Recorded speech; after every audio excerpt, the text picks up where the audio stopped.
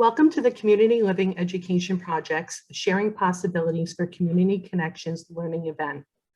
The Community Living Education Project, also known as CLEP, is a program through Rutgers School of Public Health.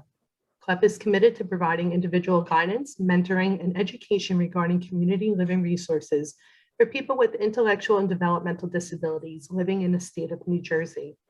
The CLEP team, many who are family members themselves, can serve as a bridge for families whose loved ones may be seeking residential supports outside of the family's home. Today's webinar, Understanding Self-Directed Services in New Jersey and the Role of Supports Brokerage, is being presented by Ms. Patricia Brennan, Director of Waiting List and Special Projects at the New Jersey Division of Developmental Disabilities. To ensure the highest sound quality possible, all attendees will be muted during today's event. To interact with the host and presenter, please use your Q&A option on your screen. Topic-specific questions will be addressed as long as time allows. For consideration to all of our attendees, we encourage you to keep questions as general as possible. At this time, I would like to welcome today's presenter, Ms. Patricia Brennan. Patricia, welcome. Morning, everybody, or I guess it's afternoon right now. Great to be back and talking to all of you about self-directed services in New Jersey and supports brokerage. I'm glad that we have a lot of people in attendance today, and I hope that you're able to learn a few things as chair. I don't have access to see the chat, but Melanie's going to let me know at the end. So if you type your questions in, and she will write them through at the end. We really want to share the different aspects that are available to everybody as we move forward. So I'm going to move to the next slide and talk a little bit about here. Bring it back to the mission. So one of the things that we always want to do as we're thinking about where you get services from the Division of Developmental Disabilities is it has to tie back to our mission. The mission of the division is that we assure that the opportunity for individuals with developmental disabilities receives quality services and supports, participate meaningfully in their communities, and exercise their right to make choice. So this goes back to the actual information that we're talking about. Being in charge of your choices that you make daily, being in charge of how you hire and where you hire. So really, and making people feel valued in the sense and supported so that they can make those next steps and are eligible to do those things. So really tying it back to the mission. So every time we move forward, we want to make sure that we are true to the division's mission and the why. The why are we doing this? So what are the main objectives of today's session? So today we hope to increase all of your knowledge on self-directed services so that you can see how it has evolved over time. Self-directed services are grown and changed throughout the nation over time and throughout our system over time. To learn a little bit more about the benefits of self-directed services, to learn what self-directed supports in New Jersey really look like, to learn about supports brokerage services, which is a newer service that is being offered in the state of New Jersey, and to learn what it is that supports broker role is as a provider of services. So this is just a brief overview. There will be additional offerings of education throughout the division, throughout Bog Center, but this is a brief overview of both those things to get your feet wet, get you a taste of what's out there, what options are available for everybody. So the supports and services throughout the Division of Developmental Disabilities, going back to that mission statement, have evolved throughout time. So, and this is nationally. So one of the other areas in which we're working on getting and infusing different policies and practices is through utilizing the New Jersey's national membership in the community of practice. So that's where this slide comes from, is that, using these three circles of, so I'm going to apologize real quick because I do wish that I was in front of you in person because I use my hands a lot. And I like to walk around the room. So I'm in my own room and it's not as much fun as it would typically be if I had a room of folks. But it uses the same circles of in the back of everyone existed within the context of the family and community. So in the beginning, people were, if there was a diagnosis of an IDD, then someone would be within the family context, supported by the family and supported by the community. And then it evolved and we had more disability services. So with traditional disability services, people were availed the opportunity to have more services and supports. So that kind of, but then what we saw now as we move even further, along and evolving, that the person should be able to be a member within their family and the community and have their supports and services peppered within, because what was happening was that the services were almost creating a barrier, meaning that a person had the diagnosis of the IDD and needed support, and we were going, okay, well then you have to go over here for that specific thing in your community, rather than saying, this is where everybody goes in the community. What do you need to support you to get you to that next place? So how do we need to support you to be the best member of your community and a contributing member of your community? So self-directed services, one of the things that I want to really clearly stress to everybody, that this is not just a New Jersey piece. This is, there's a national definition for this, for the Centers for Medicare and Medicaid Services. So beginning in the early 90s, states offered what was then seen to referred to as consumer-directed personal care services. But it's evolved. Remember, many different pilot programs throughout different states. For the state of New Jersey, just to give you an example, many of you have heard of things such as, in the late 90s, it was self-determination. And in 2004, when a core set of family members sat down in 2003 and it evolved in 2004, it said, if you gave us the dollars, we could use the Medicaid waiver dollars better, because we're seeing that people who came up on the priority waiting list were looking to reside in their own homes and create their own meaningful days and meaningful lives. So at that point, we came up with real life choices, and then it evolved, and as a whole system moved to the fee for service. So that's what's going on in New Jersey. But nationally, it's been made possible through the use of fiscal management services and had the hiring of self-directed employees for processing. So again, this is something that is known for all state HCBS waivers. So this is the national definition. So New Jersey people can self-direct their services with self-directed employees or accessing programs, classes, or services that are available to the general public through a community vendor and utilizing the fiscal intermediary. Again, our services have really morphed and evolved. When we, over time, there's three core bubbles. We're seeing that people would get to that, have a diagnosis and go to the professionals for the services. And at that point, everything was provider managed. And our system, even in New Jersey, was contract based. So as professionals were identifying the types of supports that the person's going to need in the future and address the person's needs. But now we're moving to the person can, identify with and be the expert and design their hopes, their dreams, their preferences, their desires, and how they receive their services and supports. At one point, we saw that traditional agencies were actually, coming up and taking responsibility for the employees. But now we're seeing that if you self-direct, a person can be in charge of who they hire, who they train, who they supervise, who provides their access to community resources. And this is shifting the way in which we're thinking about how the services are delivered and who is provided. And we see that people are having greater outcomes in achieving their lifelong dreams. And seeing that as, in the past, again, professionals were determining the support strategies. Well, now the person can be in charge. So you or I can be in charge of how we direct every aspect of our life, as everybody does. So that is the key piece of this. Self-direction also increases more integrated supports. So by being integrated supports, that is more of what we talk about, throughout the history, people are, going through the process of their lives and being said, here's what's next. And we really want people to say, what is it that you're looking for? What is your dream? Because as people are graduating and looking to the next step in their life or going through different life changes, how many times we've heard people say, well, what type of day service are you looking for? What type of service are you looking for? It should be more, what are you looking to achieve? What is your dreams? How do you get there? And how can we help you, support you to get there? Utilizing technology, community, personal connections, personal strengths, and getting to those next steps, and not just solely based on the services that a person is eligible to receive.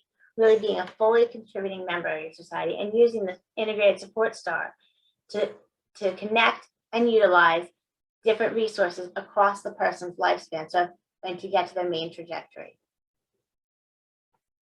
So again, there are just some tools that we've been kind of infusing throughout time for our supports and services.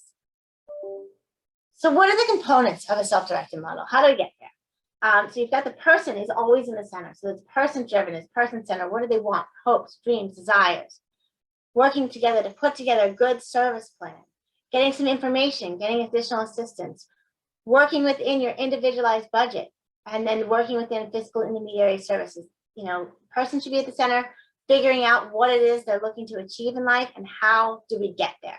So they're the different aspects. The beauty of, I'm going to go back for one more second. The beauty of a self-directed life is that somebody is not just going to a contracted service. And before, at one point, it was just, and since our system is now almost completely moved over to fee for service, we are now having people pick and choose the supports and services that they receive. So they do have choice, and there is that ability. But with your self-directing, you have the ability to pick and choose who supports you and where you're supported. It's not based on an agency, it's based upon your preferences and your family's preferences, whoever is in that driver's seat, along in the partnership with the support coordinator. So which services may be self-directed employee be hired for? And I'm not going to talk a lot in depth about the self-directed employee piece. There is a guidebook that came as a handout to this session. And I really want to emphasize that everyone should go to that guidebook and look at that guidebook. There's some really great side-by-side examples of the different options we have for fiscal intermediary. But we want to just talk a little bit about which services may a self-directed employee be hired for. So they can be hired for activities and services in the community. They can be paid for. If there's a cost, it can be paid for as well. So it would be community care, individual supports at 15 minutes, interpreter services, respite services, community-based services, etc. So transportation can be involved as well. So it would be working within the person's budget to hire that self-directed employee and figure it out with the fiscal intermediary. So what can be offered to the community vendor? Assistive technology, environmental modifications, goods and services, natural supports training, transportation, and vehicle modification. So again, you can hire a self-directed employee to provide support to get you to and from community locations, as your support staff if it's something that you need accompaniment to provide anything it is that you're looking to have a staff person do. And as a person who will be self-directing, you will be writing the job description. You will be writing, what it is that you were looking for, what type of person you were looking for.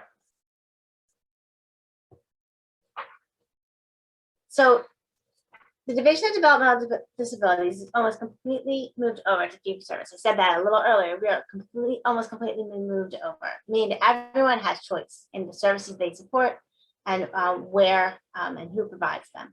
So many people choose to either utilize a provider or self-directed services, or do both. You can do both. It just depends upon how and which you want to utilize your budget. So people can blend the services, or they could only self-directed supports and services. There's many choices now, which is amazing to see how we've evolved over time and how many choices for self-directed services. So I threw up there's a couple of different examples of how people can have a self-directed week, and I can throw many more because over time we've seen people do some amazing things. So these are just examples to get your mind turning to see like, oh wait, I could do something like that. How can we make it go? What could be next steps? People could, in addition to this, I will go through some of this, but you can see it. Folks could, pick and choose the time of day. You may see that your son or daughter or whoever you're looking to support, or if it's yourself, is, mornings aren't the best time, nighttime's the best time for working hours. And we don't all work and do our day activities the same time of the week, same day of the week. So we can move things around, be creative, get your supports and services at different times.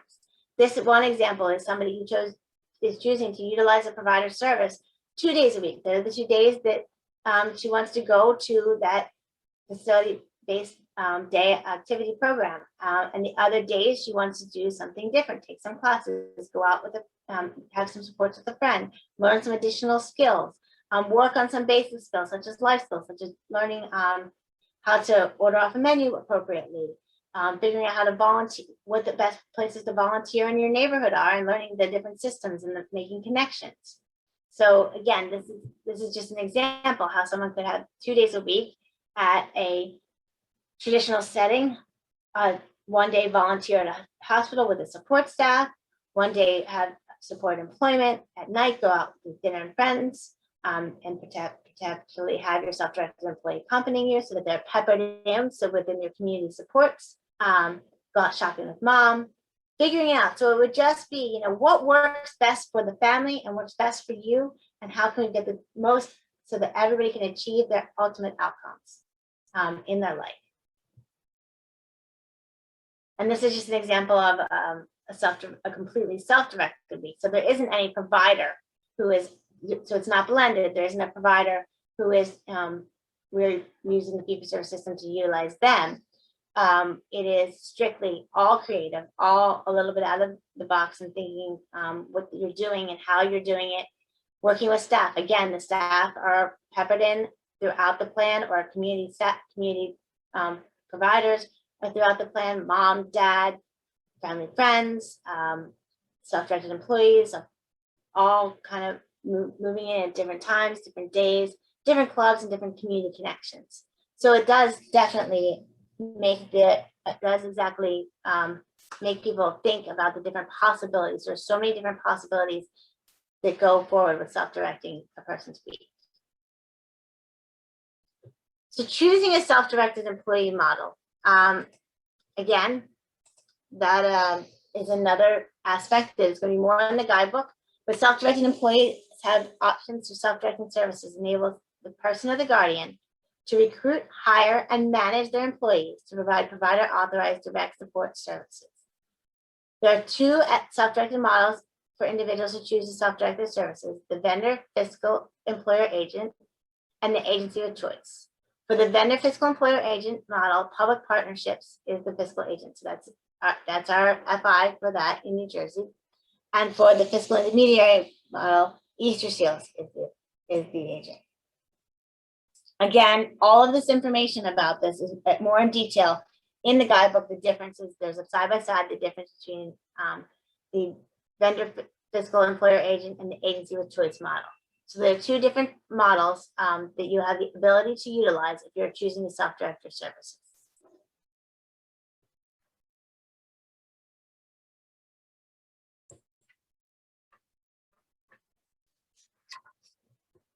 Okay, so I'm sorry, I got stuck on there we go. So support brokerage. So the question is, I want to give you a little bit of history and just talk to you a little bit about the next steps. As you talked about, I've talked a little bit about self-direction, and now I'm moving on to supports brokerage. So for support brokerage, it has been a service in the state of New Jersey for many years. So it has evolved as well over time. As the support brokerage has evolved over time, one of the things that we have seen is that it has changed different ways of self-direction. So it's been around since the late part of the 1990s, and it evolved into different pieces. But now, as we saw that, it was written into the manuals, and it hadn't been utilized. So we kind of reinvented it as it is today, working with other states, a core group of team members and stakeholders to come up with exactly what it is as a service, because we see this as a valuable service that meets the needs of folks who are self-directing. Many families say, well, I'd love to self-direct, but I don't have the energy right now to put it all together. I really could just use a helping hand to help me through these next steps and make these community connections and figure it out and help me through each process. So as people move forward with it, we see that it has evolved, and we are working to make it better. So again, if you have suggestions, we can go for there. It's been as we move forward with each group of people who are brokers, we have been working to improve upon the services. But we develop the standards and our practices so that we can have it as a valuable service and so that families can utilize it so that more people can have the ability to self-direct. So what does the support broker do? So there's a lot of questions. Okay, so the support broker, it's written as a service in the manual. It wasn't used for quite some time. No one really knew what it was. No one was really using it. So what is it? What do they do? A support broker may assist in arranging or planning, and accessing and managing any type of self-directed services. So really helping somebody figure out the next steps. So they're helping them figure out what the next task is, figuring out where they want to go, where they want to be, if they're choosing to self-direct. So they are also helping folks through the recruiting of staff, the hiring of staff. So many families say, well, I'd like to put an ad out there to self-direct, but it's a lot of work. They've got all these resumes, and they would be able to help the person. So, if they go through the resumes, figure out the next pieces, help in selecting, hiring, evaluating, and if necessary, dismissing a self-directed employee. So if you're looking to do that next step, it's one piece that a support broker does. They also help a person understand their responsibilities involving the self-directed in their services. They help the self-directed employees understand how to complete timesheets, including entering service documentation notes. They help make sure that the person and their employees understand and comply with the rules and regulations associated with self-directed services. But they're also helping with identifying the services, making those community connections. A supports broker also may assist an individual who's looking to cultivate community connections. So they're going to help folks. So if you see many, make you maybe thinking, okay, so I would like to access a service or a support, but I don't know where it is. I don't know in my community where I can get those support services and supports. I need help figuring out what's the best one. I've got 3 different places that I could potentially, a community activity I want to participate in, but I don't know what's the best one for me. I don't know how to get there. So they'd be able to help you through that next process. So maybe it was a coffee group that a person wanted to join, and they weren't sure when they met if they would be the right fit. They'd be able to help you with taking that first look and seeing if it was accessible, seeing if it was the type of location that the person wanted to go to. They would also help them facilitate or help make with circles of support. They would learn with the person and learn along the way. I love this step because it looks like the Piaget's continuum. You can't get to the end before you get to the next step. And you're going to ask the questions and you're going to figure it out and think about what your target is and check things off. And that's what your support broker is going to help you do. They're going to help you learn about the person's immediate and long-term goals. They're going to help you find and access natural and generic resources that are out there in your community, make the connections, and help connect you and a person's SD self-directed employee get to those locations. So they can be a contributing member in the community and integrated with that support staff peppered in.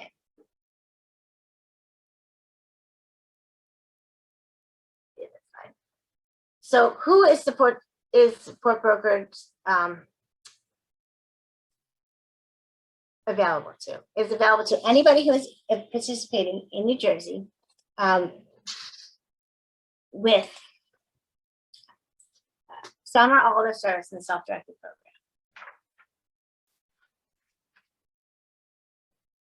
Who can it not be provided by? Anybody who is a DED provider of residential services and anybody who resides with the person who is receiving services. So really wanted to say that, there are some limits to it as to who provides it and who is available to. And again, additional information on all these pieces can be brought forth in the guidebook as well. What the support broker does not do. So who are they not? So I get a lot of questions when we're talking about support brokers is what can they do? What can they not do? What are the next steps or what are different roles of each? So one thing they don't do is perform employer-related tasks for the person or the representative. So they don't provide the employer-related tasks as the representative for the person. but they provide assistance with the tasks for the person. They do not make referrals to traditional DED Medicaid approved service providers. If they're a regular service provider that is, approved by DED, they would be working through that system. The brokers to really help persons self-direct their services. They're not going to duplicate anything the support coordinator does. This is something that should be working in conjunction with a support coordinator. They should be a working hand-in-hand team. Support coordinator is going to be, and I will go more into detail on that later. They will provide any of the services, they will not provide any other service other than support brokerage to the person. So the next thing I'm going to talk to you a little bit about is if a person opts to hire a support broker, what do you need to think about? So if you're thinking, well, maybe a support broker is something I want to do. I've talked to my support coordinator. I really want to self-direct, but it's a lot of work. I feel because I'm working and I set something up for my son or daughter.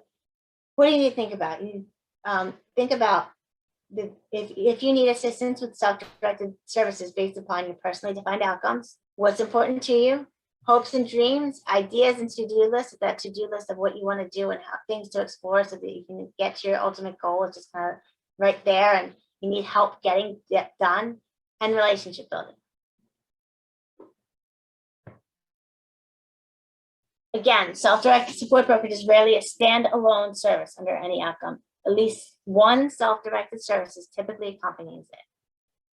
The only instance when a broker is hired to help the person to hire an SDE or local community vendors, the support broker service could be the only thing listed, but for a limited period of time until the self-directed service is built in the plan. So if somebody is looking to find that self-directed services, the support broker can help you get that self-directed service.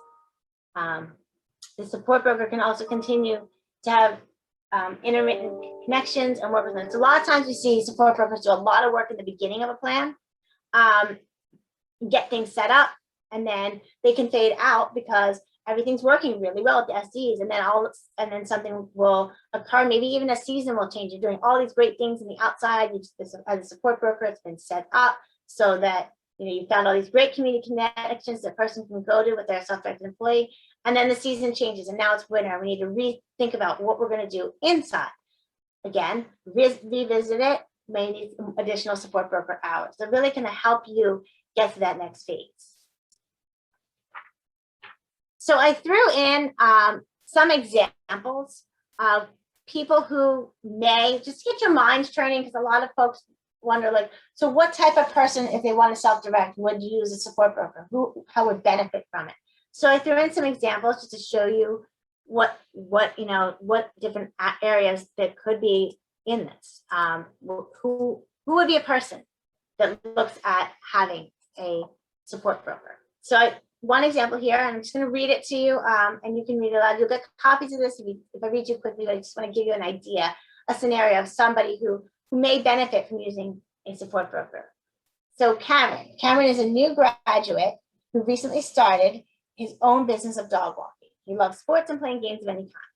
He's interested in making new friends and being more engaged in his community. He's on the supports program and self-directing his community-based support services. His ultimate goal is to eventually move out on his own. But right now he plans to live with his parents. He needs support while dog walking, budgeting his earnings, and participating in activities he enjoys.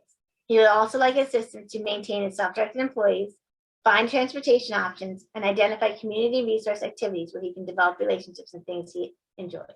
So with Cameron was looking to have someone to help him learn how to manage his money appropriately, find some different transportation options, figure out and identify what resources are out there in his communities to help him with his SDEs, can go to, and develop additional relationships and opportunities. So he's somebody who, if that's a support broker, would benefit. Then we have next person is Amy. So Amy is somebody, so again, I'm the director of the waiting list. So we of course put somebody from the waiting list on there because we're seeing it more and more, that people are looking to utilize and self-direct their services as their names are reached in the priority list. Amy is a 34-year-old woman who has been using her supports program budget to fund day rehabilitation services and currently goes to day program. The rest of her day is spent in her room watching TV, and she expressed she's feeling bored. She recently reached the top of the priority waiting list and now is eligible for the community care program. So we found her to be eligible for the community care program. She meets that level of need. We moved her from the supports program budget to community care program budget because her number was reached in the priority list. She has been working with her supports coordinator to access individual supports that will help her explore her community activities on the evening and on the weekends to decrease her isolation and keep her well-being.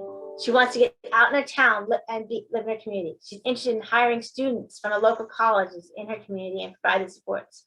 She needs assistance hiring and manage these SDs as her parents work long hours. So that's somebody where if they're reaching the top of the priority list and a family saying, you know, that sounds great, but I really, right now that is working, but yes, you might benefit from additional supports and services. We're not sure where to go. We don't know what to do. And she's telling us the different things that she wants to do and making those connections in the community would be something that supports broker can help through. So the next one, Jesse. Jesse uses a wheelchair and needs support in the majority of his activities of daily living. He uses a variety of other necessary tasks. He attends a local community college and works remotely a few hours a week during doing computer work. He recently moved from his parents' home and into his own apartment. He's on the community care program. His parents are getting older and can no longer help to manage his SDEs as they used to. They want to make sure that he continues to be empowered to hire and manage staff that he chooses and cultivate circles of support for brainstorming at support solutions, problem solve, and get assistance. So that would be the supports broker. So parents could say, work with the supports broker to get him to those next steps. And I've got one more. I do want to, definitely want to make sure I leave room for questions. But I have one more scenario, and then I'm going to go through a couple more slides. It's Mark.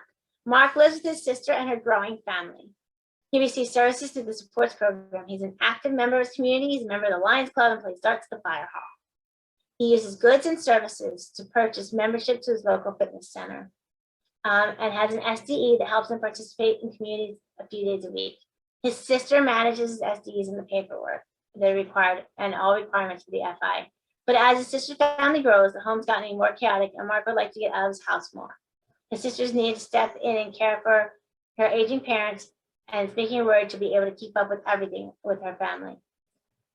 They're interested in getting some assistance with cultivating a circle of support and having assistance provided to Mark to help him live the life that he wants. So these are just examples of people that would really benefit from the utilization of a support broker. They can help them get to the next steps of that community connection. So what the next piece is, there's a lot of confusion. So we said, okay, so great. We talked a little bit about self-direction and how you and what that means and how it's evolved over time. We talked a little bit about what a support broker is. Tell me a little bit about that, what the difference is between a support broker and a support coordinator. They sound so similar. What's the difference? So we talk a little about how the support broker actually facilitates and authors the person center plan in the ISP. So they're going to be writing the person center plan. As a family, you're going to work with your support coordinator. You're going to figure it out, all that the person needs to have in their individualized support plan. But when you work with a support broker, you're going to work in collaboration with the support coordinator to assist the person in communicating exactly what the services and needs to get to that outcome. You're going to help it develop, the support coordinator is going to develop the outcome, whereas the support broker is going to help figure out the services needed to get those next steps, to conduct the activities in service to implement and maintain the self-directed services and to increase the person's self-direction. Again, the support coordinator is going to provide the resources for the person related to the outcome. Figure out, these are the types of services you're looking for. Whereas the support broker is going to work collaboratively with the members of the team as well and figure out the different roles. They're going to help with researching and securing the natural resources that are in your local community. They're going to assist with coordination and implementation and enhancing those next steps.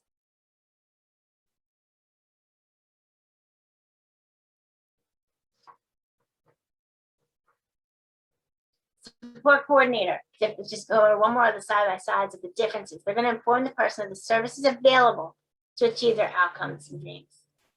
Whereas the support broker is going to assist with pursuing them by taking a look, as I said, that first look and figuring out, okay, what does that, here are the different services that you may want to look into. What do they look like? What's out there in the community that you may want to look at? Will this one work? Would this type of item be the best for you? If you want to add additional goods and services in the class, which type of class? Is it, if it's a one-on-one type class, is it a larger class? What type? And there's 4 different ones we have lists of in our community. We need to kind of visit them, figure out what will work best, and figure out how we can best be supported with our self-directed employee in those classes. They're going to help with arranging any type of tour and meet and greet, and it's just a basic introduction that you would have if you're joining a new group, figuring new things out. They're going to help with monitoring a person's budget, with figuring out the supports the person is with their fiscal agent. Whereas the supports coordinator is going to submit revisions to the plan if the person's needs change. They're going to look at the allocated services, and they're going to approve the payment of the fee for service structure.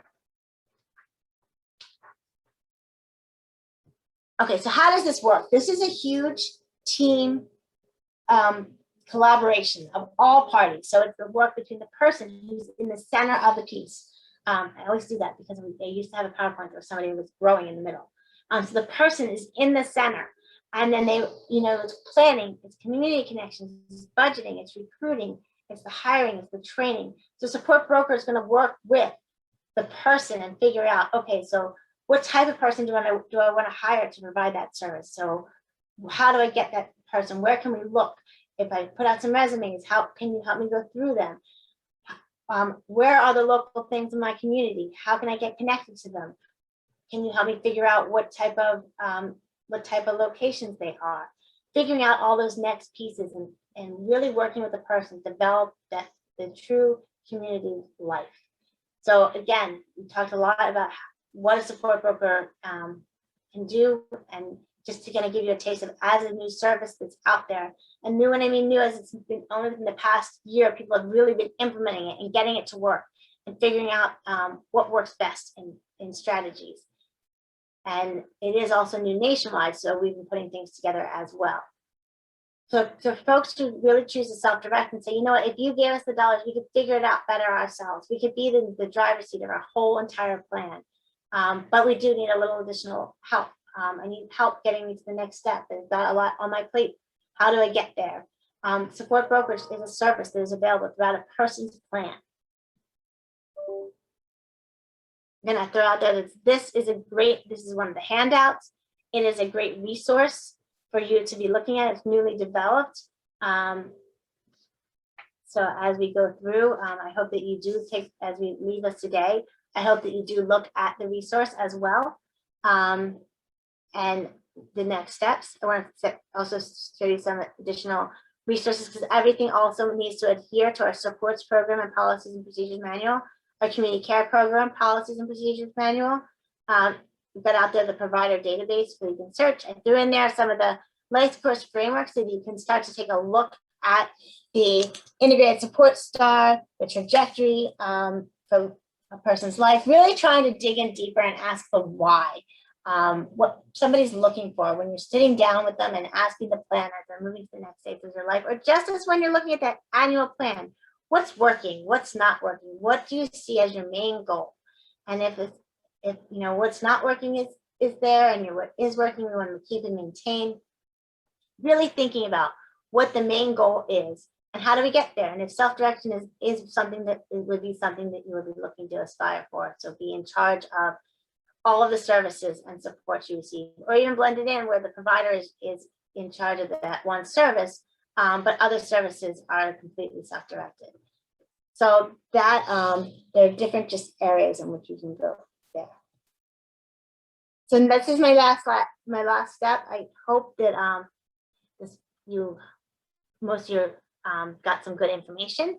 Again, this is newer. This is one of our newer slides and newer ways of presenting this. We are going to be doing more of this so that people can kind of get a good picture of what it is a support broker does, what it means to really be self-directing, by the Medicaid standards and how it's evolved over time from the pilot process as it had been in the past. So how, there is a national definition for self-directing and what that means and what it means in New Jersey and how we can capture each of these pieces.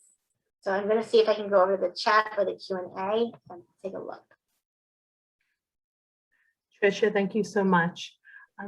So Tricia, we do have a lot of questions coming in. I'm going to give you some of those questions just in case you can't access the chat while you're sharing your screen.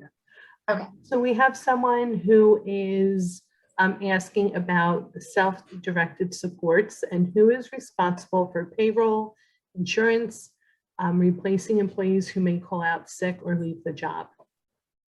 Hold on for a second. That's actually, hold on. You've got that there.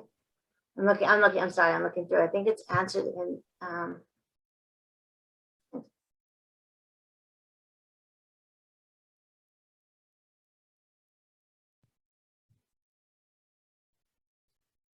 so the employer-related tasks that the support broker does not provide. You can also look in our guidebook, but they would not be the person who is the rep, who would be the sign off on all those. They would sign off on those pieces.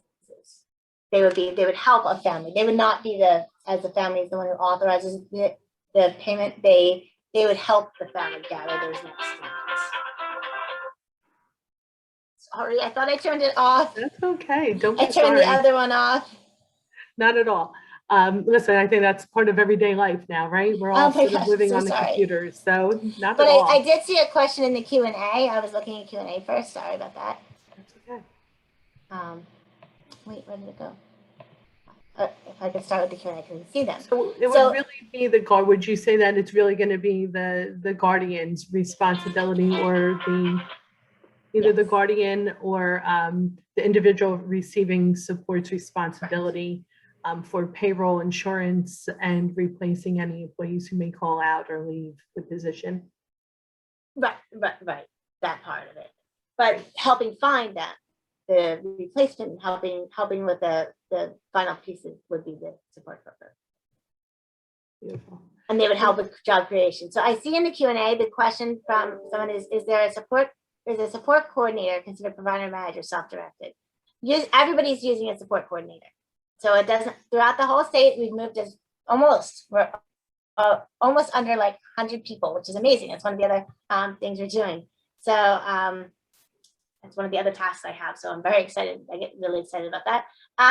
So if everybody is using a support coordinator for sports and services, so it does not at each point, it doesn't matter. Everybody is using that in our fee for service system for a support coordinator.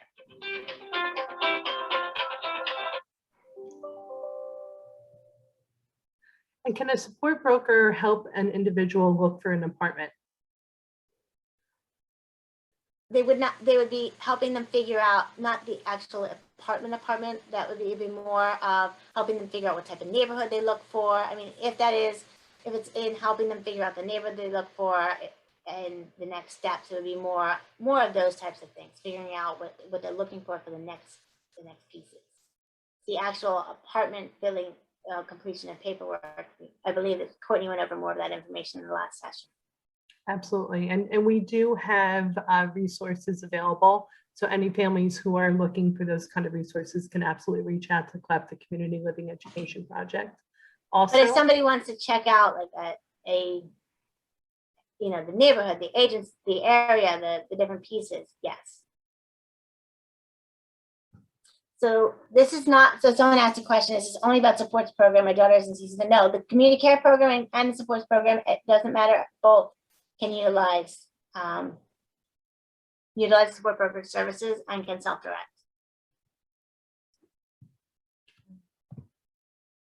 Do you have any other? I'm scrolling through. Apologies, I am scrolling through. Last time I was able to type the answers in.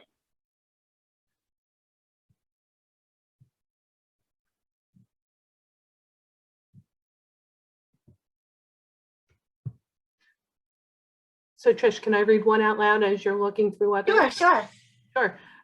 So is the support broker finding the individual support agency for the individual instead of the SCA. No, if it's an agency, that's not self-directed. So if the person is, so they wouldn't be helping you find an agency. A support broker would be helping you find people, your self-directed employees. If you're looking for a specific person to provide you something, they'd be helping you find your self-directed employee. And I apologize. So I said SCA, that's going to be the support coordination agency. Correct. The I support feel like coordination, right. We, So that's we the live in a life of alphabet soup here, right? So I want to make sure that I'm expanding on all those acronyms.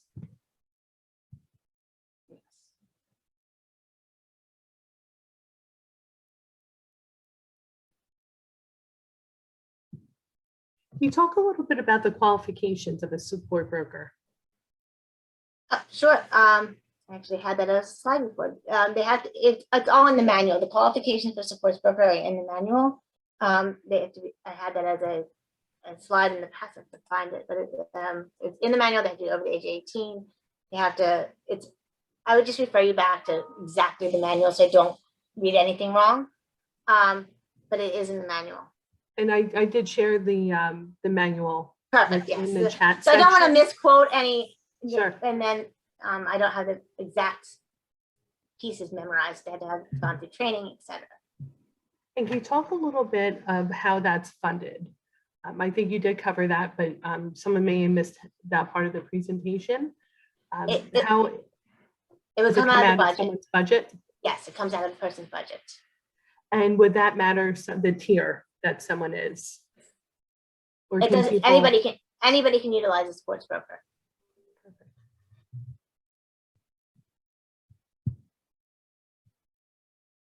We have a lot more questions coming in. Okay, let me see. This for a second here.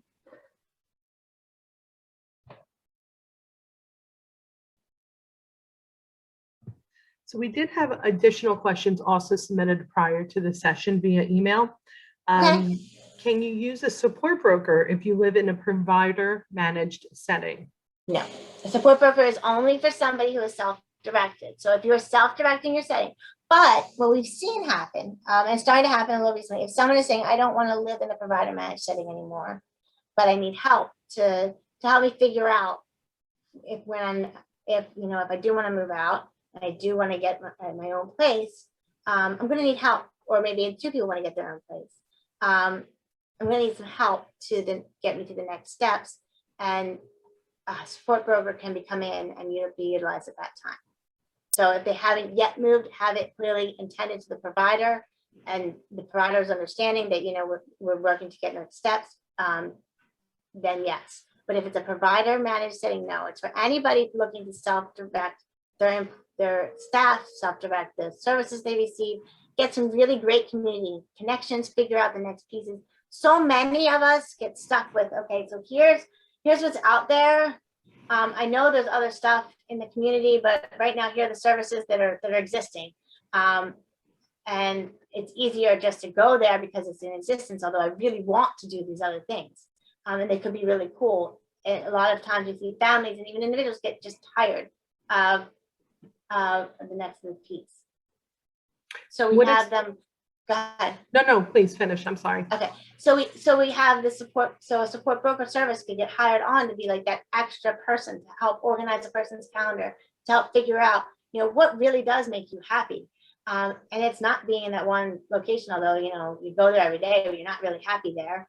Could we create something that would make, help you achieve that ultimate goal in life? We see many times that the primary caregiver saying, it's just too much work for me to get that done. If I had someone else do it, or even that the person doesn't always agree with the primary caregivers, looking to have, the type of staff that they want to hire.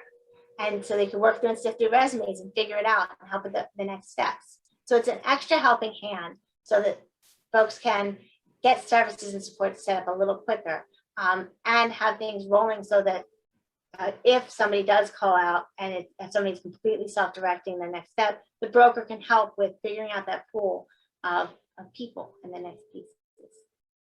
What if someone lives in a provider residentially through a provider managed setting, but wants to self-direct their day services? Is that an option? At this point, that is not, no. because they're in a provider managed setting. So a support broker, the provider should be assisting them with those pieces. And can you talk a little bit about doing the paperwork?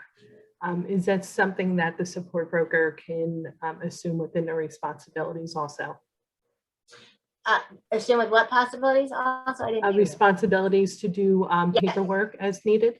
Yes, they could help. They could definitely assist with most aspects of any going through resumes, gathering timesheets, figuring out who's going to be where when, figuring out all different pieces that, figuring out what it is that a person's looking for, those next steps. So a lot of that this is a lot of paperwork. Can you help me? And that would be that extra person, that support broker, to help connect you to community, figuring out how to get all the papers to get you into those things, whether it be a community, getting into a community program, anything we do. There's usually some sort of nowadays we have COVID waivers you have to sign up. The support broker could help a family organize those next steps, help the person so that the person can get to those next pieces. And can you confirm that a support broker's responsibility is to maintain a self-directed employee, help find new ones if they lose their self-directed employee, help with supervision issues and discussions with self-directed employees when needed? Is this something that a support broker can still be responsible for? They can, if that's what the family is choosing for them to help them with. So that's the nice part about if you really want to truly self-direct. Then if you truly want to self-direct, then you really want to have the support broker helping you to get to those next steps. Because it's all going to be self-directed employees, not proprietary. How many support brokers are there now in the state of New Jersey? Okay, so I don't have the exact number of agencies. I should have got that before. I could tell you that there's about 15 agencies who are actually providing the service. Many are qualified, but the 15 agencies are actually providing the service. Now I'm just saying this, I got this a couple months ago, and I didn't get the newest version before. I wasn't able to get IT to do the poll. And they're about 100, between 120-ish people right now who are using support broker services. So it's not a lot, but it's people who are starting to, and as people start to, you can see the next steps in the process. So can a support broker help someone manage when their self-directed employees are having some trouble with PPL? Is that possible? Yes, they can help. Definitely. There's a form that PPL has for support brokers so that they can talk to them.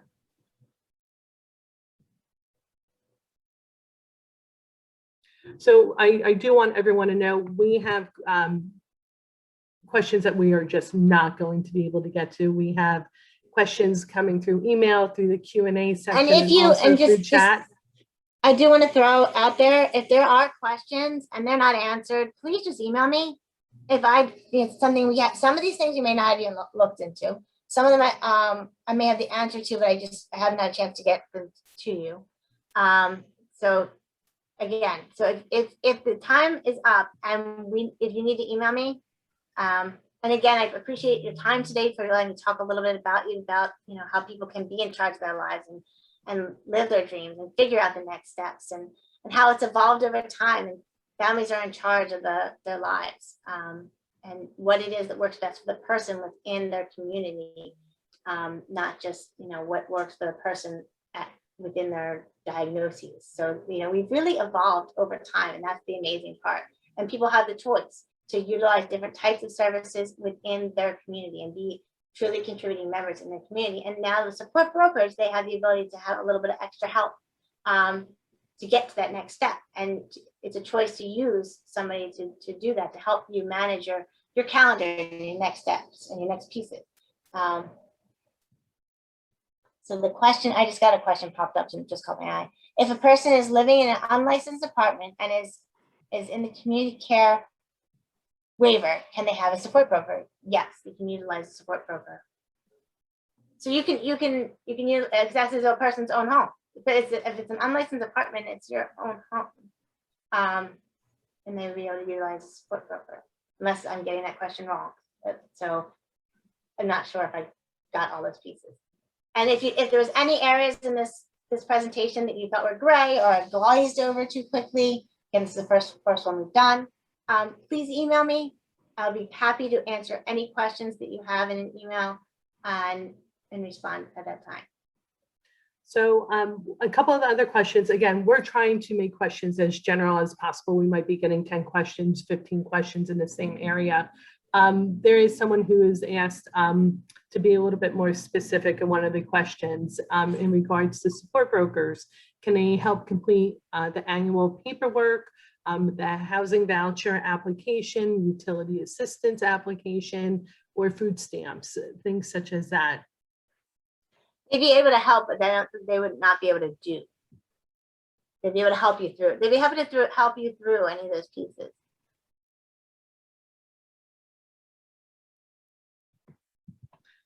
And you know, email me. And can you clarify? Email me. I can speak. I see his came from you. Email me and I'll get you a better answer. It's great to see. As I'm seeing names pop up, I'm recognizing them. So if you have questions, you know, I will always answer your questions. Can you clarify a little bit more about support brokers? Is there a specific qualification? I know that you're saying to reference the guide, but is this a position that a family member can step into? So there's certain things that it cannot be a person's family member being their support broker at this time. So right now we're working with support brokerage agencies. They're all going through the 2-day training at the Bog Center. They need to complete the training prior to actually providing the service. So that would be, you know, something that needs to happen. We've tried to set expectations so they keep track of what services they're providing to the family and billing the family for. Really being accountable for what they are doing for each family. And you see that each family is asking them to do something different because we all need help in different areas. Sometimes the hardest thing to do is to ask for help. And when you ask for help, you say, you know what, I really could use help doing this, doing that. And when you get there, that's what families are able to do. So the supports brokers, the qualifications are in the manual, and they need to, you know, meet. I work with the person with the disability, go through the trainings that are online for the College of Direct Supports, be over the age of 18, have a valid driver's license, etc. So just so everyone has, I am going to repost the link to the guide right now. That was just reposted. And Tricia, can you talk a little bit about, is there a set fee for support brokerage? Does that change with someone's tier, or is there just a flat rate fee? The rate's in the manual as well, and it's in the 15-minute increments. And you can again reference the manual, everything. And I'm seeing here that we gave the wrong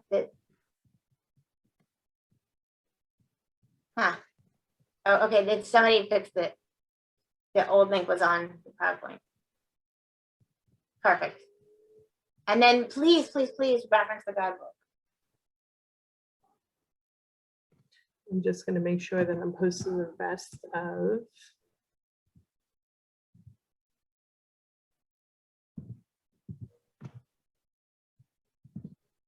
I'm going to post the rest of the resources one more time, just so everyone has those.